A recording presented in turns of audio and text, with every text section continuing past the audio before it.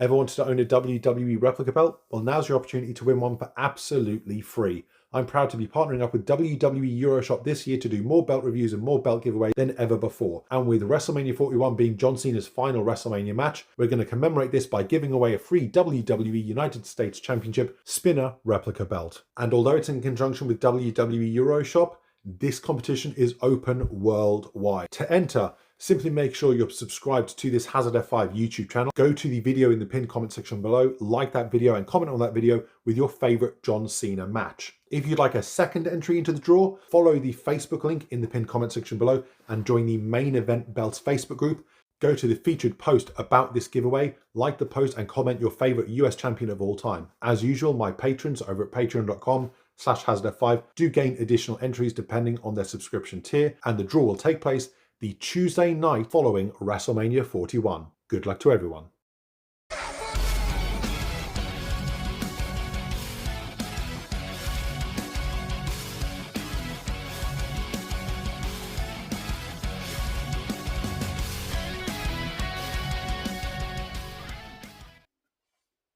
What's up, YouTubers? This is Hazard F5 back with a brand new video, and the John Cena themed reviews continue today, with today's belt being one of the best replicas ever produced, whether you're talking about the original mid-2000s release or the mid-2010s re-release. It's great quality, great detailing, great depth of the detailing. The thickness of the plates is insane, especially for its time. Now, when it comes to this replica, three things were holding it back. Number one was the size of the plates weren't as large as the real ring U spinner by Jamar, but that's unfortunately very common with replica belts. The strap and the stones, with this being a stone heavy belt, the low quality of the stones that were used for this WWE replica did really hurt it. However, that's now been taken care of. These stones have been replaced with cubic zirconias and put on a real leather strap, both by Paul Martin belts. So a lot of people love this design, a lot of people hate it, a lot of people have an affection for this design but weren't a fan of the WWE product while it was being used, whereas others dislike the design, yet they have an appreciation for its history. And without question, you can't argue this design's history. This design was the first WWE Championship held by so many wrestlers. I want to say WWE Championship, I mean pure WWE Championship, not World Heavyweight Championship. Guys like Randy Orton, RVD, Edge, Sheamus, Batista, this was all the belt that they held as their first WWE Championship. So there's a lot of history behind it. So today we're going to take a look at a fully loaded, restoned, re-leathered WWE Spinner Championship belt. So let's go take a look. So here we have a fully loaded WWE Shop Spinner replica belt. The stonework was done by Paul Martin belts with cubic zirconias, as was the leather.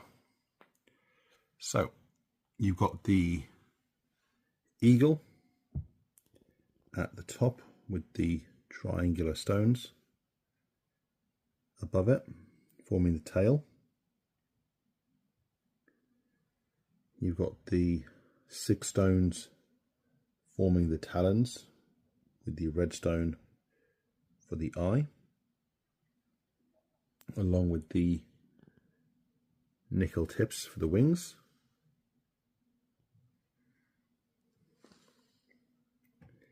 Then you've got the clear stones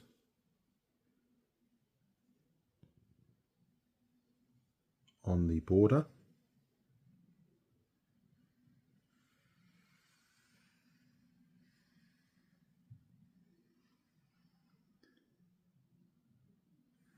The spinner belt overall is one of the better replicas WWE have produced over the years. For a long time, it was the best because of the detailing and the depth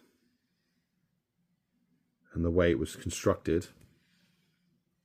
However, the only thing that really let it down was two factors. Number one, it's not quite as big as the ring used one. So if WWE Shop were to re-release this in a more accurate size, that would sell like hotcakes. But also because it's a stone heavy belt, and WWE at the time when they were doing this, their stonework and their stones they used weren't very good. It sort of looks sort of bland. This is one of the replicas that definitely needs new stones after you get it, because it is stone heavy. The stones that they use for their replicas, especially back then, aren't on par with the AEW ones, for example. So restoning this is a must. So you're getting an idea of the sparkle that these give off at the moment. And I'll shoot this in different lighting so you can see what it normally looks like. It's a very dull grey day here in England at the moment. So then you've got the red stones on each side of the champ banner. You've got the matching yellow stones going around the ring, whereas on the standard replica they had clear stones on the rim.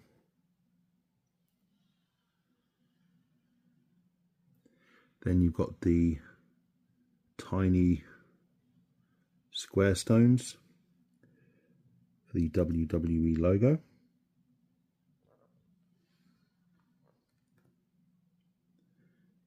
Now you'll notice that it's not spinning at the moment. The reason for that is I do have a small bit of foam tucked way in the back here to keep it sort of vertical while on display, but it does spin freely.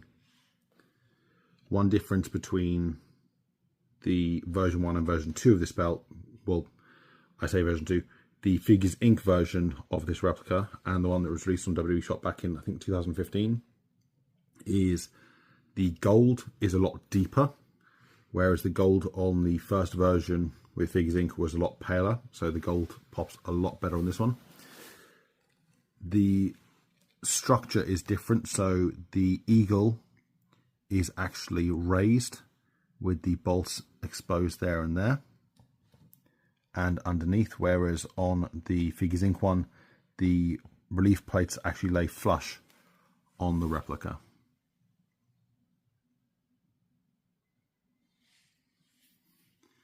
As we move over, we've got the WWE Champion side plate. Of course, they did release the Raw and Smackdown side plates that you can purchase separately. I always rather go for symmetry, so the double WWE Champion plate suits me fine. And there you can see some of the detailing on the plate itself, far superior to any replicas at the time of this belt's release. Really, really nice detailing on this. Got the green stones on the wreath for each side, along with the clear stones for the eagle.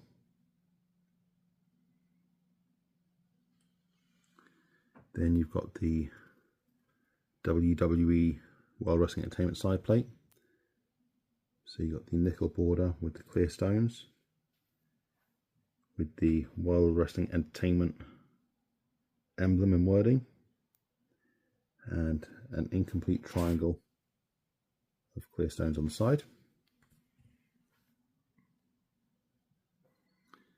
On the other side, it's the same style of side plate.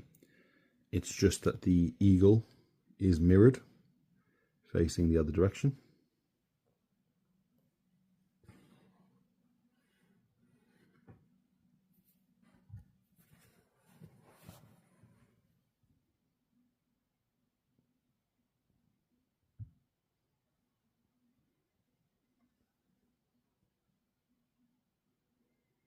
Absolutely wonderful job.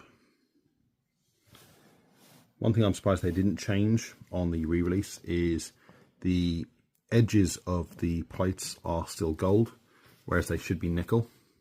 If they do ever re-release this or do another version of it, I do see them potentially fixing that along with the size.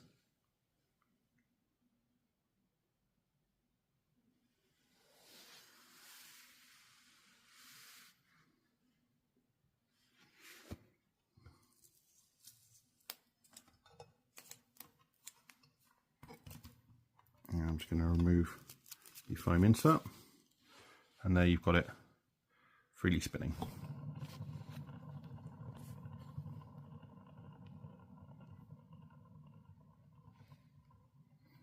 And of course, the irony is, while this belt was on TV, it remained locked in place for most of its run on television, despite being called a spinner belt.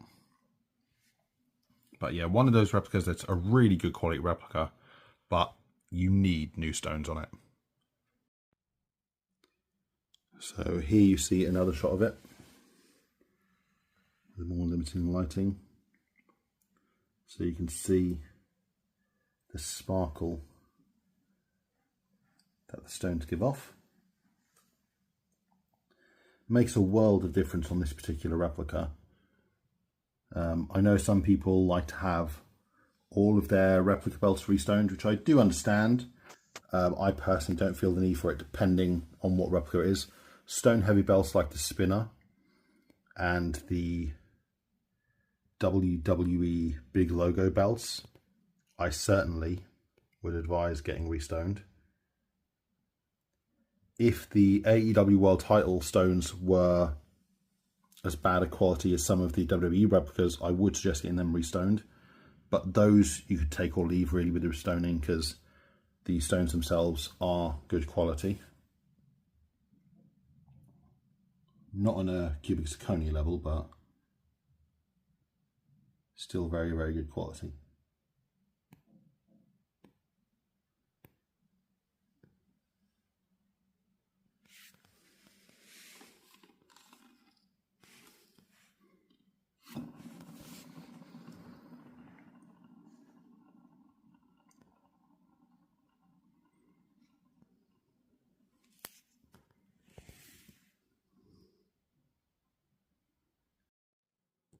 Now let's take a look at the leather. So you've got your JMar custom shell tooling going around the outside, ending at the snap box with the JMar style snap box edge tool.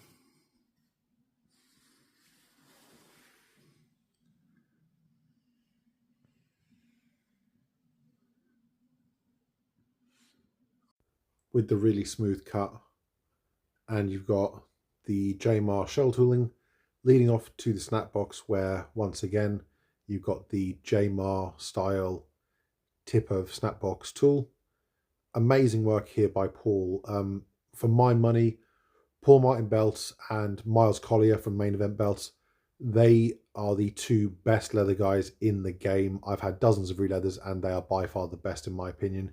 Here you have the traditional JMar style snapbox tooling. This has a press plate variation. Of course, you could have it hand tooled if you so wish, but this is more accurate as JMar from 2002 used press plates. There you see Paul's signature on this end, and over on the other side, you've got your standard tip cut along with the 2x5 silver snap sets. Of course, some variations of the spinner had different lengths of straps with different snap settings. There was one variation that debuted when WWE switched over to HD TV that actually had a nugget textured silver tip, whereas the earlier versions of this actually had a much longer snap box leading right up to the edge of the plates. And of course, you can check that information out upcoming in my complete history of the WWE Championship that I'm going to be reworking on this summer. With this one being based on the one featured during the Summer of Punk, although it turned out to be more of a fall or autumn of Punk. This belt features a black backing. I have seen a couple of backings on spinners with like croc and snakeskin, which I've never really understood. The only one that would make sense was a deep blue backing, which was featured on the original Smackdown Spinner Championship. This replica was such a wonderful replica, especially considering when you look at some of the replicas that were being released at the time with the 2mm thick plates and stuff. This was head and shoulders above a lot of the stuff that WWE was putting out around the time. The stone quality, if it had been the stones that WWE used today, it would have been a significant improvement, but with it being such a stone heavy belt, even today, it probably is one of those ones that you would want to get releathered. Like you could see here, sort of in the natural light, the detailing and the sparkle that it gives off in certain lighting. One thing I always found weird was the original stock stones came with clear stones going around the ring of the WWE Championship.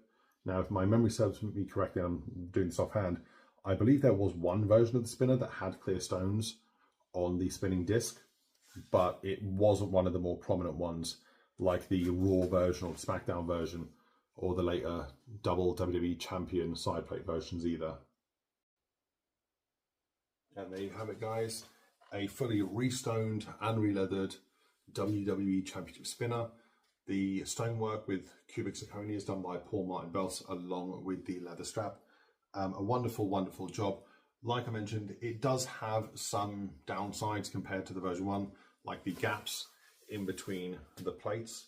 But overall, with the much more gold and darker yellow plating, I do prefer this variation to the original, which is actually why I picked up one of these. The depth is really, really good. And like I said, the difference there between the gold and the silver is just absolutely wonderful. A great quality replica, and something that certainly, if you're sort of a wrestling historian, not my friend on Instagram, but if you are a fan of wrestling belts and stuff, as far as like history, this is definitely one that I would consider picking up. This is definitely one of those replicas though that, unlike say the AEW World Championship replicas, this is one that I would highly recommend getting restoned, because it just hits different once it's got a set of stones. Whether you're talking cubic zirconias or Swarovski crystals, definitely needs one of those two. As far as the strap, I mean, Paul Martin is in the top 2 of leather guys in the world, up there with Miles Collier. Those guys do such amazing jobs with their straps. I've had straps from dozens of makers throughout the years, dozens of leather guys, and those two are at the top in my opinion. So just a wonderful, wonderful piece. And of course there you can see the disc spinning freely. There is no foam in there currently keeping it in place. But anyways, that's it from me. I hope you enjoyed the review. Hope you enjoyed the video. Let me know what you personally thought of the WWE Spinner Championship belt and which spinner variation was your personal favorite. Anyway guys, that's it from me. And I'll catch you as always next time.